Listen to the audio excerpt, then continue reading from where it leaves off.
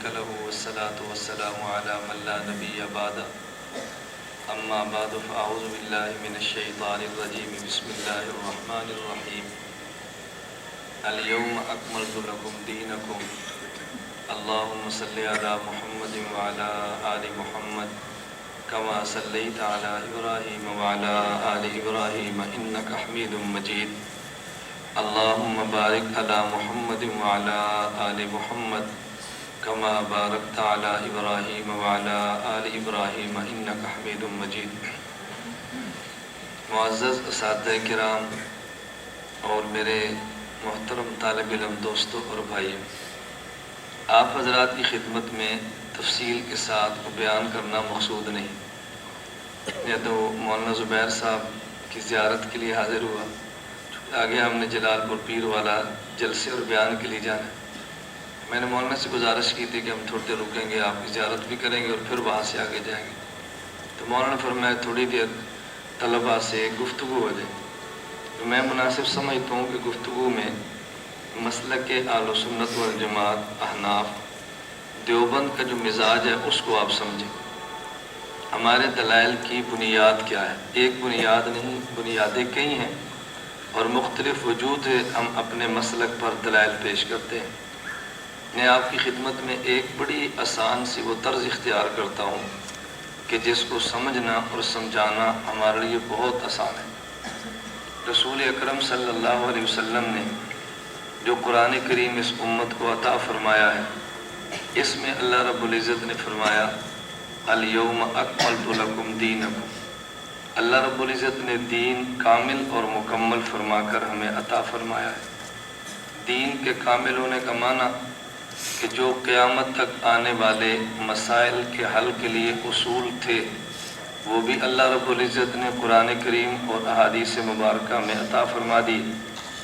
اور ان اصول کو اخذ کر کے مسائل کے حل کے لیے جو افراد چاہیے تھے اللہ رب العزت نے ائمہ مجتہدین کی صورت میں وہ افراد بھی عطا فرما دیے.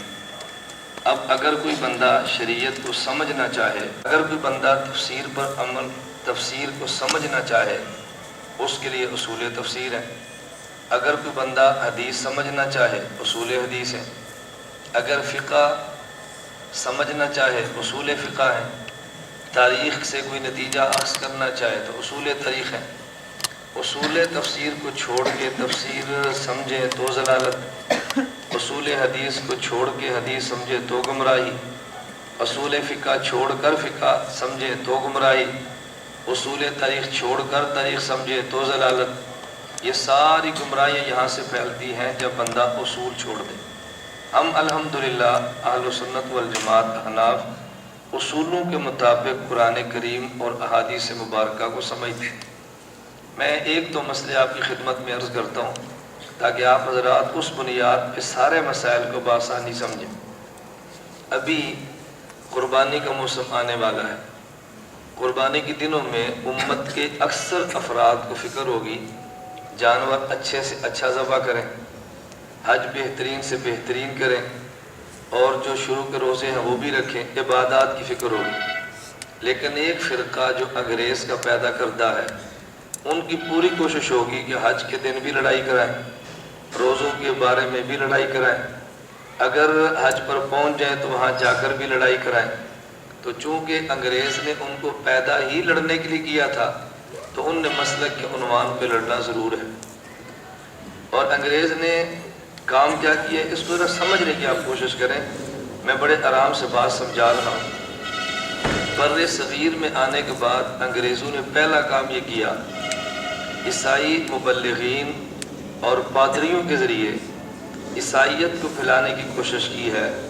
عیسائیت کو مسلمان نے قبول نہیں کیا. رسول اکرم صلی اللہ علیہ وسلم سے عشق مبارک کی وجہ سے اس میں عیسائی ناکام ہوا. اب دوسرا حربہ کیا اختیار کیا کہ عیسائیت کی جگہ پہ غیر مقلدیت دی ہے. آپ کہیں گے یہ کیا کہ عیسائیت دی ہے نہیں قبول کی تو اس کی جگہ پہ اہل حدیثوں کو دیا ہے. ذرا وجہ سمجھنا. لا الہ الا اللہ آدم صفی اللہ کلمہ ٹھیک ہے غلط؟ آپ طلبہ بولتے جانا. لا الہ الا اللہ آدم نجی اللہ کلمہ ٹھیک ہے غلط؟ بولیے نا، غلط ہے۔ اچھا چھوٹے ہوں کو پتہ ہی نہیں ہوگا۔ اب دیکھیں کلمہ ہے نا، لا الہ الا اللہ ابراہیم خلیل اللہ، لا الہ الا اللہ موسیٰ کلیم اللہ، لا الہ الا اللہ عیسیٰ روح اللہ، حضرت آدم بھی نبی، حضرت نوح بھی نبی، حضرت ابراہیم بھی نبی، حضرت موسیٰ بھی نبی، حضرت عیسیٰ بھی نبی۔ ان کے نبی ہونے میں کوئی شک تو نہیں ہے، ان کا نبی ہونا ثابت ہے، ان کے کلمہ میں شک نہیں ہے، ان کا کلمہ ہونا ثابت ہے، لیکن ہم یہ کلمہ پڑھتے تو نہیں ہیں نا۔ کیوں؟ اس لیے ہمارے نبی ہیں آخری، ہمارے نبی کا کلمہ ہے آخری۔ تورات و انجیل زبور کتابیں کوئی شک نہیں ہے، لیکن یہ کتابیں پہلی ہیں اور ہمارا قرآن کتاب ہے آخری۔ بیت المقدس قبلہ ہے، لیکن ہمارا قبلہ کعبہ ہے جو کہ آخری ہے۔ اب دیکھیں کلمے یہ بھی ٹھیک تھے، لیکن ہم نے کلمہ آخری لینا ہے۔ بیت المقدس قبلہ اول ہے، لیکن ہم نے قبلہ صلاۃ کعبہ کو بنانا ہے۔ پہلی کتابیں بھی ٹھیک ہیں، لیکن ہم نے کتاب آخری لینی ہے۔ یہ باتیں اپنی جگہ پر ہیں۔ اب پہلے عیسائیوں نے کوشش کی ان کو پہلے نبی کا کلمہ دو، امت نے قبول نہیں کیا۔ پینترا بدل کے دوسری میں نے تھی کہ ان کو آخری نبی کی پہلی حدیثیں دو۔ لڑائی تو تب بھی ہونی ہے نا، ان کو آخری نبی کی پہلی حدیثیں دو۔ بات تو وہی ہے، یا پہلا کلمہ پڑھ لے یہ آخری نبی کی پہلی حدیث لے لے۔ جس طرح اس نبی کا کلمہ جرم ہے پڑھنا، جس نبی کی شریعت منسوخ ہے، اسی طرح آخری نبی کی ان احادیث پر عمل بھی جرم ہے کہ جن احادیث والے مسائل منسوخ ہیں۔ اس میں کوئی شک کی بات تو نہیں ہے نا۔ اب میں سمجھانے کے لیے یوں کہتا ہوں، ایک معاملہ یہودیت عیسائیت کا ہے اور ایک معاملہ غیر مقلدین فرقہ اہل حدیث کا ہے۔ اہل حدیث کہنے کی بجائے فرقہ اہل حدیث کہا کریں، فرقہ اہل حدیث۔ میں نے اس عنوان پہ جو کتاب لکھی ہے، میں تحدیث پہ نعمت کو عرض کرتا ہوں، فتنہ غیر مقلدیت کو سمجھنے کے لیے اس سے بڑا انسائکلوپیڈیا کی صورت میں مواد آپ کو یکجا نہیں ملے گا۔ ایک ہے ہمارے دلائل کیا ہے، ایک ہے کہ غیر مقلدیت ہے کیا، غیر مقلدیت کیا ہے۔ فرقہ اہل حدیث پاک و ہند کا تحقیقی جائزہ۔ میں کہتا ہوں اگر کوئی بندہ یہ ایک کتاب اپنے پاس رکھ لے، غیر مقلدین کی تاریخ، ان کے عقیدے، ان کے مسئلے، ان کے تضاد، ان کی باہمی لڑائیاں، ان کے طویز گنڈے، ان کی چکر بازیاں، یہ ساری آپ کو ایک کتاب میں بآسانی مل جائیں۔ اور اس طرز پہ بریلویت پر میں نے کام شروع کیا ہے، جماعت المسلمین پہ کیا ہے۔ ہماری خواہش ہے کہ ہم انشاءاللہ ایک ایک فتنے پر ایک کتاب ایسی پیش کر دیں جو آپ کو 1000 کتابوں سے بے نیاز کر دیں۔ اور غیر مقلدیت کی جتنی کتابیں ہمارے اکابر نے لکھی ہیں، میں نے تقریباً 98% کتب ایسے جو ہمارے علم میں تھی، ان سب کی لسٹ آخر میں بنا دی تاکہ کوئی بندہ دیکھنا چاہے اس فرقے کے خلاف کون کون سی کتاب آئی ہے، تو آپ کو یکجا وہ لسٹ بڑی لمبی مل جائے گی۔ کتنے صفحات صرف کتابوں کی فہرست کے ہیں، یہ کتاب، یہ مصنف، یہ کتاب، یہ مصنف۔ اسی طرح انشاءاللہ بریلویت، مماتیت، رافضیت، مرزائیت، ان تمام فتنوں پر انشاءاللہ کتابیں آئیں گی۔ فتنی ہو یا فتنہ ہو، بہرحال نقصان دیتا ہے۔ آج فتنی ہے، کل اس نے فتنہ بننا ہے۔ ہم کہتے ہیں فتنی ہے اس کو چھوڑ دو، ہم نے کہا بھی فتنی، کل اس نے فتنہ بننا ہے، اس کو چھوڑو مت، اس کا بھی سر کچھ لو تاکہ کل یہ عذاب ہمارے لیے نہ بنے۔ خیر میں بڑے اختصار سے بات کہہ رہا ہوں۔ میں نے گزارش یہ کی تھی، عیسائیوں نے پہلی کوشش کیا کی کہ ان مسلمانوں کو پہلے نبی کا کلمہ دو، ان نے قبول نہیں کیا۔ تو دوسری محنت کیا کی، آخری نبی کی پہلے دور کی حدیثیں دو۔ جس طرح پہلے نبی کا کلمہ پڑھنا جرم ہے، آخری نبی کی پہلی حدیثوں پہ عمل بھی جرم ہے۔ اس میں کوئی شک تو نہیں ہے نا۔ اب آپ مسائل ہمارے دور حاضر کے جو قربانی کے موقع پر آ رہے ہیں، ان مسائل کو آپ دیکھ لیں، انشاءاللہ کبھی بھی آپ کو الجھن پیش نہیں آئے گی۔ ہمارے یہاں جو مسائل آئیں گے وہ کون سے؟ مثلا نمبر 1 مسئلہ آئے گا کہ قربانی کے دن کون سے؟ ہمارے ہاں 10، 11 اور 12 ذی الحج۔ غیر مقلدین کے ہاں 10، 11، 12 اور 13 ذی الحج۔ دیکھو لڑائی شروع ہو گئی نا۔ ہمارے دن کتنے ہیں؟ 3، اور ان کے دن کتنے ہیں؟ 4۔ لڑائی شروع ہو گئی نا۔ اب لڑائی ہم نے شروع کی یا انہوں نے؟ جب آپ جواب دیں گے تو لوگوں نے کہنا ہے یہ جامعہ فروقیہ والے مفتی زبیر صاحب شرارت سکھاتے ہیں۔ بھائی وہ شرارت نہیں سکھا رہے، وہ تو شرارت کو کنٹرول کرنا سکھا رہے ہیں۔ لیکن ہمارے ہاں مصیبت کیا ہے، ایک آدمی سڑک پہ جا رہا تھا، دوسرا آیا تو اس نے گھڑی چھینی، یہ گھڑی دے نہیں رہا، وہ گھڑی چھین رہا ہے، اس نے اس کو ایک تھپڑ مارا، اس نے اس کو مارا، تو لوگ کہتے ہیں دونوں لڑ رہے تھے۔ بھائی دونوں نہیں لڑ رہے تھے، ایک گھڑی چھین رہا تھا، ایک گھڑی بچا رہا تھا۔ غیر مقلد دین کو برباد کرتا ہے، ہم دین کی حفاظت کرتے ہیں، تو دونوں ایک جرم میں برابر کیسے ہوئے؟ بات ٹھیک ہے غلط؟ یہ بات سمجھیں اور آگے یہ بات سمجھائیں۔ پہلا جھگڑا یہاں پر ہوگا۔ اچھا حدیث ہم بھی پیش کریں گے، حدیث وہ بھی پیش کرے گا، تو لوگ کہیں گے یار ان کے پاس بھی حدیث ہے، تمہارے پاس بھی حدیث ہے، ہمارے پاس بھی حدیث ہے۔ سلمۃ بن اکبر رضی اللہ عنہ کی حدیث ہے، من ضحى منکم فلا یصبحن بعد ثالثۃ فبقی فی بیتہ منہ شیء، کہ جو آدمی قربانی کرے تو 3 دن کے اندر اندر گوشت ختم کرے، 3 دن زیادہ گوشت نہ رکھے۔ تو اگر 3 دن سے زیادہ قربانی کی گنجائش ہوتی تو پھر 3 دن سے زیادہ گوشت رکھنے کی اجازت جب نہیں ہے تو قربانی کرنے کی اجازت کیسی ہوگی؟ تو لوگ کہتے ہیں جی اب تو گوشت رکھنے کی پورے سال میں اجازت ہے۔ یہ جو اجازت ہے نا 3 دن رکھے اور بعد میں نہ رکھے، اب یہ پابندی ختم ہے۔ خود حدیث میں ہے، صحابہ فرماتے ہیں پہلے سال زمانہ قحط کا تھا، نبی پاک نے منع فرما دیا، آئندہ اجازت دیتی گوشت جب تک رکھو، لیکن یہ اجازت نہیں دی گوشت کب جب تک چاہو قربانی بھی کرو۔ خیر دلائل ہمارے پاس بہت ہے، میں عرض کر رہا تھا مرفوعات بھی ہیں، موقوفات بھی ہیں، نبی پاک صلی اللہ علیہ وسلم کے ارشادات بھی ہیں، صحابہ کرام کے فتاوی جات بھی ہیں۔ کوئی دلیل تو وہ بھی دے گا نا، میں ان کی دلیل ذرا دینے لگا ہوں۔ کہتے ہیں جی حضرت جبیر بن مطعم رضی اللہ عنہ سے حدیث ہے، کل ایام تشریق ذبح، ایام تشریق سارے قربانی کے دن ہیں۔ ایام تشریق کون سے ہیں؟ 9، 10، 11، 12 اور 13 ذی الحج۔ ایام تشریق ان ایام کو کہتے ہیں جن میں فرض نماز کے بعد ہلکی سی اونچی آواز سے ہم تکبیریں پڑھتے ہیں، یہ ایام تشریق ہے۔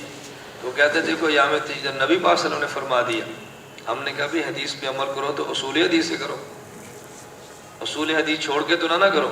اور اصول حدیث بھی جو تمہارے یہاں حجت ہے، تمہارے ہاں تو مرسل روایت قابل قبول ہی نہیں ہے، جس میں راوی گر جائے، راوی کا دوسرے سے ملاقات ثابت نہ ہو، آپ کہتے ہیں اس روایت پہ عمل نہیں کرنا۔ اس میں سلمان راوی ہے، جبیر بن مطعم سے روایت ان کی لقاء ثابت نہیں ہے، زبیر نذی نے اس حدیث کو منقطع لکھا ہے، تو تمہارے اصول کے مطابق تو حدیث قابل عمل نہیں ہے نا۔ یہ اسنادی بحث ذرا مشکل ہوتی ہے۔ دوسری ابو ہریرہ رضی اللہ عنہ کی حدیث پیش کریں گے، کل ایام تشریق ذبح، اب اس کے جوابات بھی ہیں۔ معاویہ بن یحییٰ الصدفی اس میں راوی ہے جو منکر ہے، ضعیف ہے، لیس بحال، لیکن محدثین نے اس کے بارے میں کہا کمزور آدمی تھا، اس کی حدیثیں نہیں لینی چاہیے۔ آپ جو موٹا سا جواب ذہن میں رکھو کہ ایام تشریق 5 ہے یا 4 ہے؟ جی 5۔ ہم کہتے ہیں اگر اس حدیث کی وجہ سے 13 ذی الحج کو قربانی کر سکتے ہیں تو اس حدیث کی وجہ سے پھر 9 ذی الحج کو بھی کریں۔ کہتے ہیں جی 9 کو نہیں کرنا، پوچھو کیوں؟ کہتے ہیں اجماع اس کے خلاف ہے۔ ہم نے کہا 13 کو بھی نہیں کرنا، کیوں؟ اجماع اس کے خلاف ہے۔ اگر وہاں اجماع دلیل ہے تو پھر یہاں بھی دلیل ہے، وہاں نہیں تو پھر یہاں بھی نہیں ہے۔ تو میں نے گزارش کی ہے کہ اس نے یہ رپڑ پھر ڈالنا ہے، اور ہم نے قربانی کے دنوں میں گھر جانا ہے تو ہم نے کہا ہمارے پاس دلیل ہی نہیں۔ ہم اس لیے طلباء سے گزارش کرتے ہیں کہ جب قربانی کے دنوں میں گھر جانے لگے نا تو موسم کے چھوٹے چھوٹے مسئلے اور اس پر ایک ایک حدیث اساتذہ سے لے کر گھر جائیں، زیادہ نہیں، موٹا موٹا مسئلہ اور ایک ایک حدیث لے کر گھر چلے جاؤ۔ دوسرا مسئلہ کیا پیدا ہوگا؟ قربانی جو آپ دیں گے تو اس میں آپ نے قربانی کے دنوں میں کرنی تو قربانی ہے، لیکن قربانی دیتے وقت ایک جانور ہے بکری، ایک ہے بھیڑ، ایک ہے گائے اور ایک ہے اونٹ اور ایک ہے بھینس۔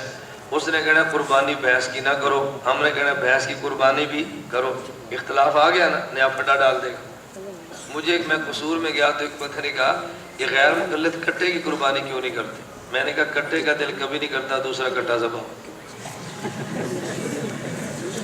کٹے کا دل کبھی نہیں کرتا دوسرا کٹا ذبح ہو، تو جب ایک کٹا ذبح ہوتا ہے تو کٹے پریشان ہوتے ہیں، اس لیے نے کہا بھی کٹے کی قربانی نہ کرو کہ گائے کی قربانی کر لو۔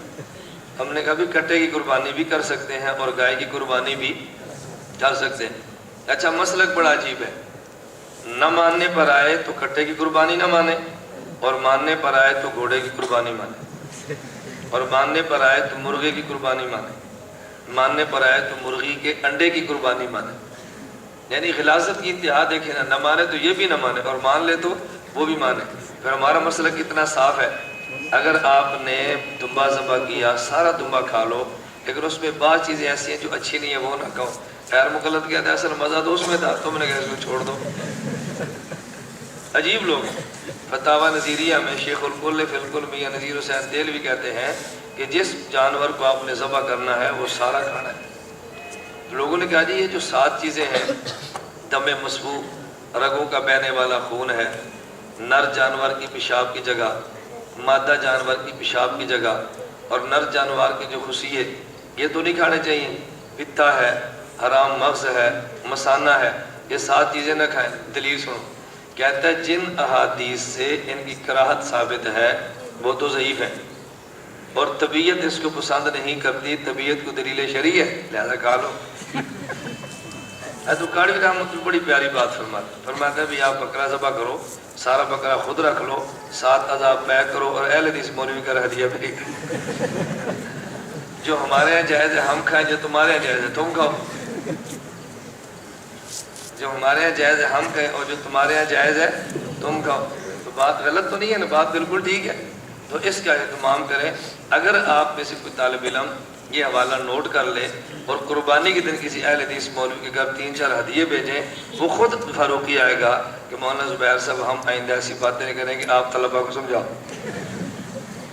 اس نے خود کہنا ہے کہ آپ ان کو سمجھاؤ، اور جب تک ٹکور نہیں کرنی اس نے باز نہیں آنا، جب تک ٹکور نہیں کرنی اس نے باز نہیں آنا۔ خیر میں کہہ رہا تھا اس نے پھر یہ لڑائی شروع کرنی ہے، کوئی نہ کوئی لڑائی غیر مقلدین نے مچاتے ہی رہنا ہے۔ میں بڑے اختصار سے بات کر رہا ہوں۔ اچھا پھر بحث کریں گے، تو جی اگر گائے ہے تو اس میں 7 حصے دار ہیں، اونٹ ہے تو 10 حصے دار ہیں۔ ہم نے کہا گائے ہے تو 7 ہے، اونٹ بھی ہے تو 7، دونوں میں 7۔ پھر نے نئی لڑائی پیدا کر دی۔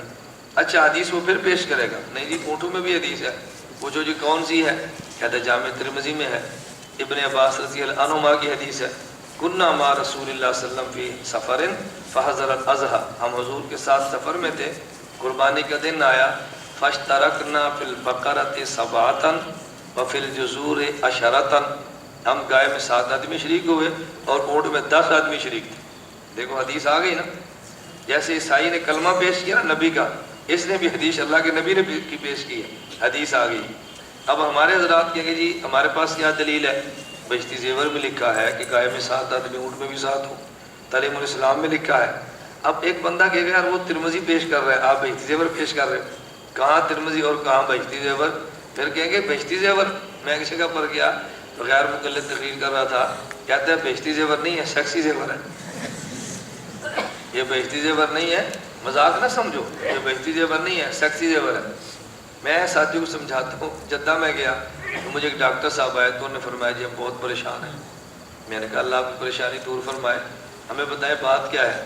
کہا جی میرے پاس غیر مقلد آیا، اس نے کہا تم بہشتی زیور کو پڑھتے ہو؟ میں نے کہا جی ہاں۔ گھر میں رکھا ہے؟ کہا جی گھر میں رکھا ہے۔ کہا بہشتی زیور میں تو بڑے گندے مسئلے ہیں۔ میں نے کہا کوئی گندا مسئلہ بتایا بھی تھا؟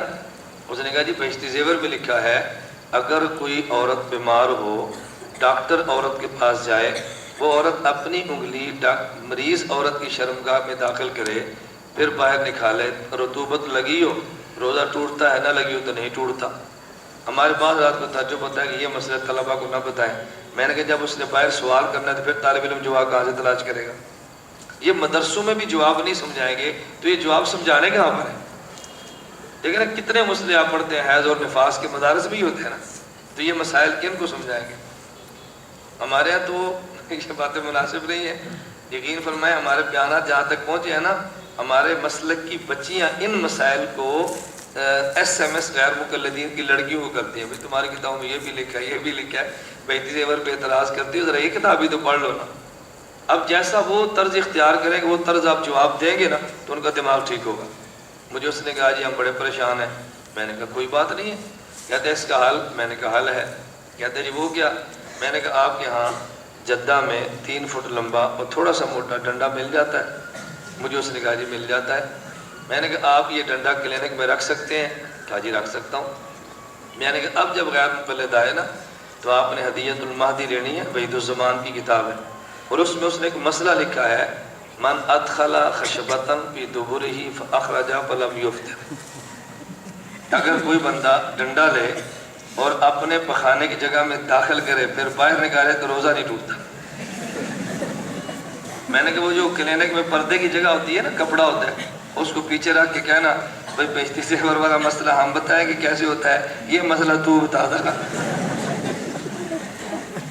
روزہ ٹوٹتا نہیں ٹوٹتا بعد میں دیکھیں گے، پہلے لے کر تو دکھاؤ نا، ہمیں پتہ چلے تمہارا سائز کیسا ہے.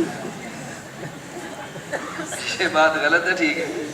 اچھا آپ تو اس کو مذاق سمجھ رہے ہیں نا، لیکن میں تو اپنے فن کا ڈاکٹر ہوں.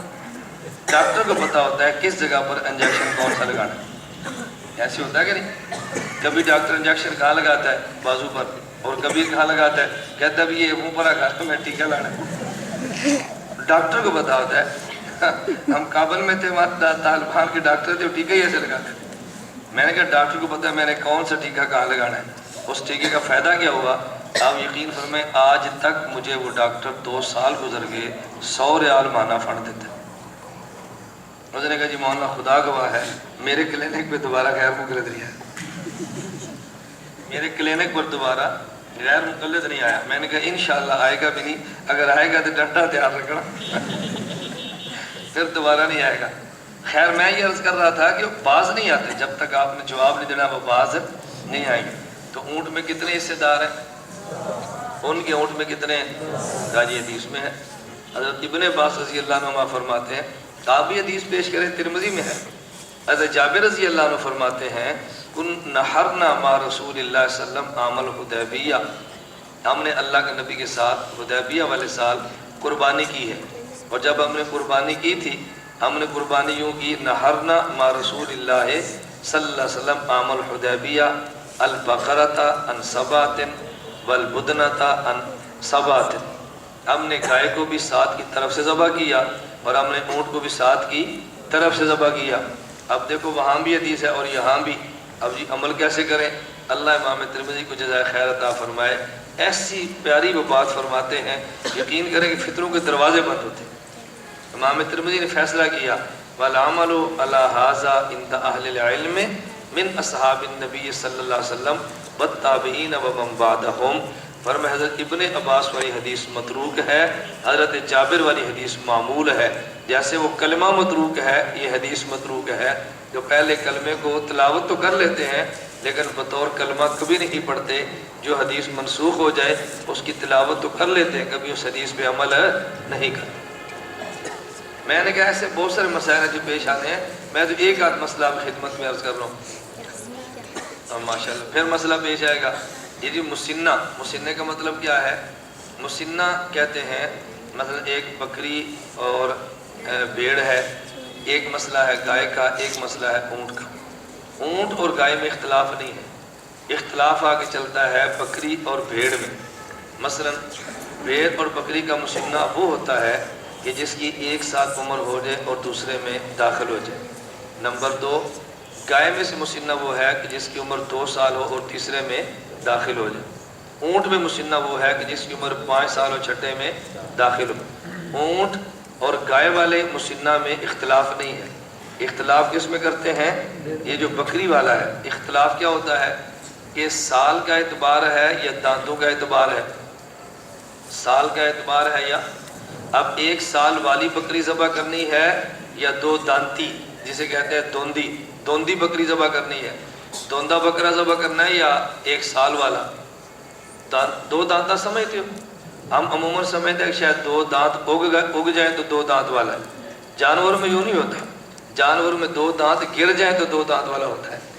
جب پیدا ہوا تو دانت تھے، پھر دانت گرتے ہیں تو 2 دانت بنتا ہے. اور جب انسان پیدا ہوتا ہے تو دانت نہیں ہوتے اور بعد میں دانت اس کے پیدا ہوتے ہیں اور وہاں دانت ہوتے ہیں اور بعد میں گر جاتے ہیں. یہ مجھے بھی نہیں سمجھ آتا تھا 2 دانت. میں نے اپنے ڈیرے میں کام کرنے والے مظاہرے سے پوچھا کہ یار دوندا کسے کہتے ہیں؟ اس نے مجھے سمجھایا بھائی دوندا اسے کہتے ہیں. اب ظاہر ہے جو مسئلے ہمارے متعلق ہے وہ ہم دیکھیں گے، جو ان کے متعلق ذمہ داروں کے وہ مسئلے تو وہی دیکھیں گے نا۔ اب ذرا اس میں مسئلہ سمجھیں، ان کی دلیل کیا ہے؟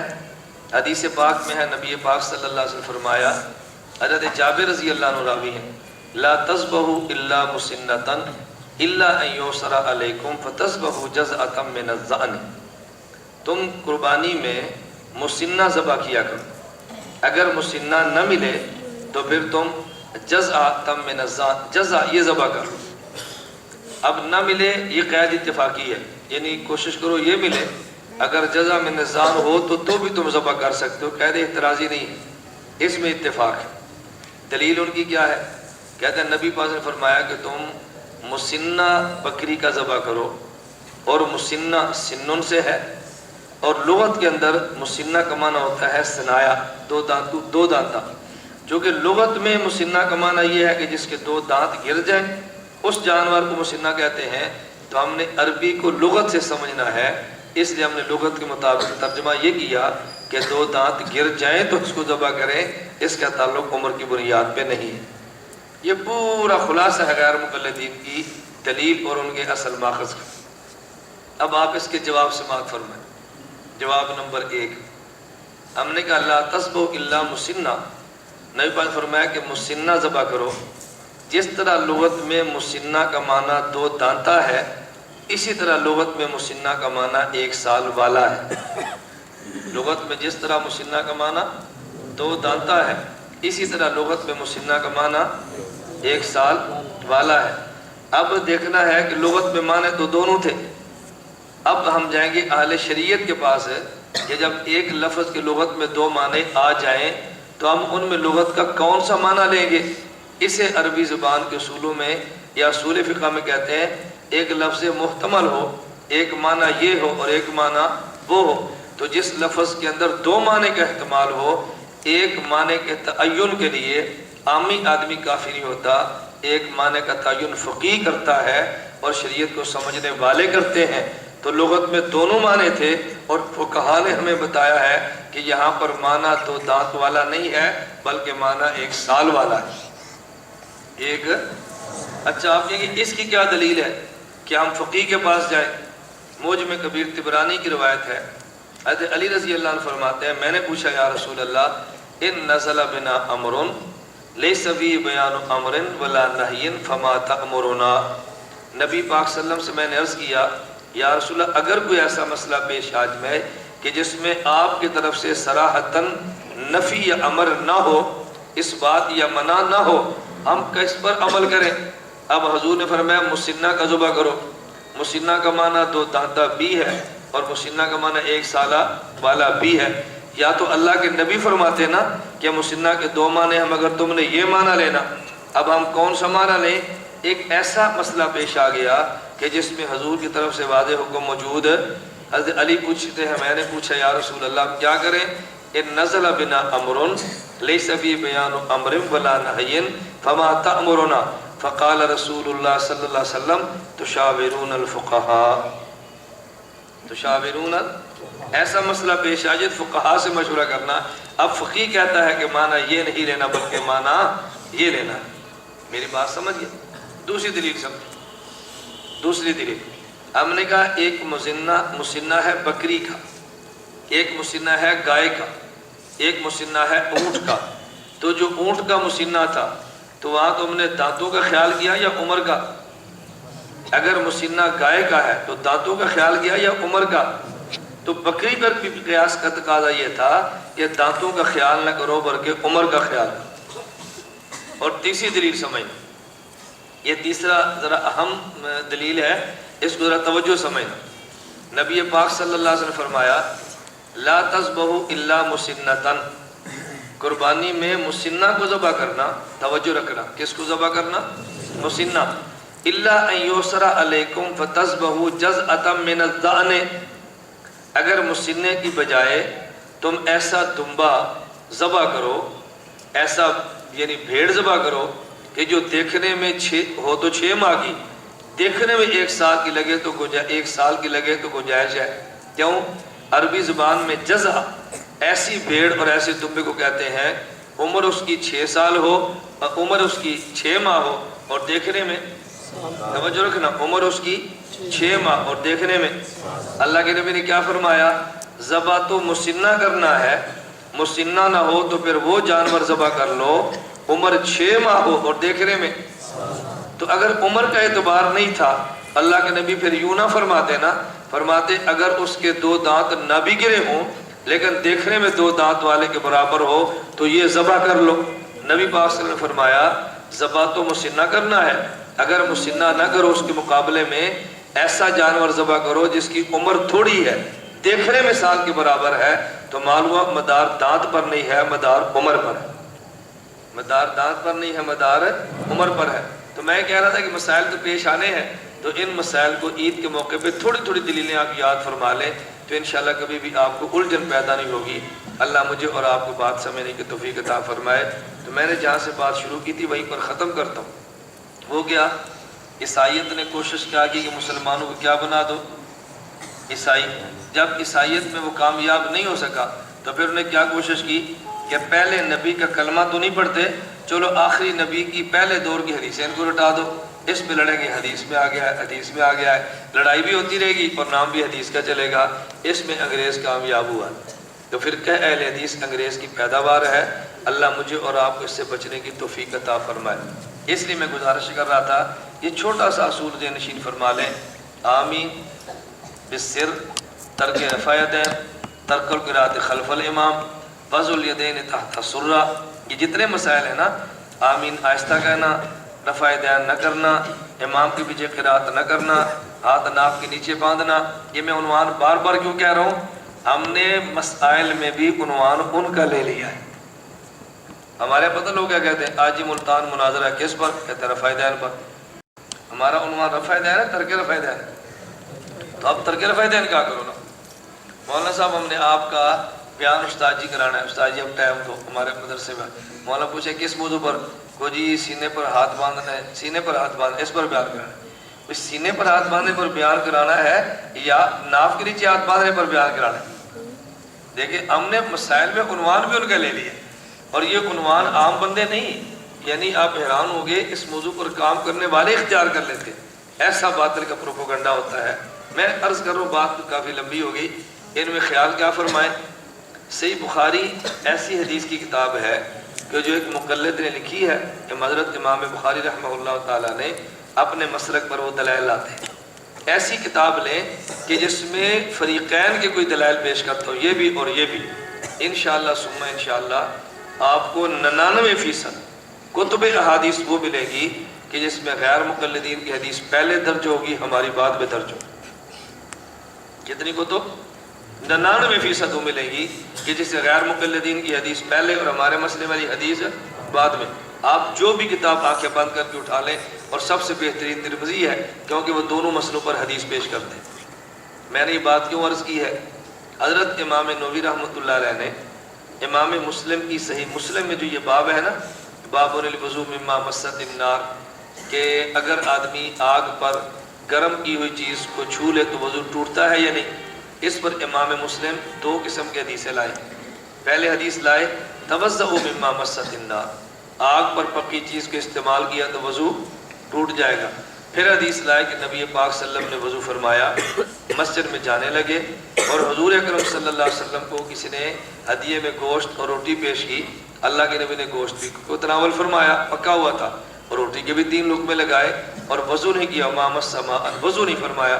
اس سے معلوم ہوا آگ پر پکی چیز کے استعمال کرنے سے وضو نہیں ٹوٹتا۔ اب امام نووی نے عجیب بات کی ہے، کہتے ہیں حضرت امام مسلم پہلے وہ احادیث لائے کہ جس سے ثابت ہوتا ہے کہ آگ پر پکی چیز کے استعمال کرنے سے وضو ٹوٹ جاتا ہے، اور پھر احادیث وہ لائے کہ جس سے ثابت ہوتا ہے آگ پر پکی چیز کے استعمال کرنے سے وضو نہیں ٹوٹتا۔ امام مسلم نے یوں کیوں کیا ہے؟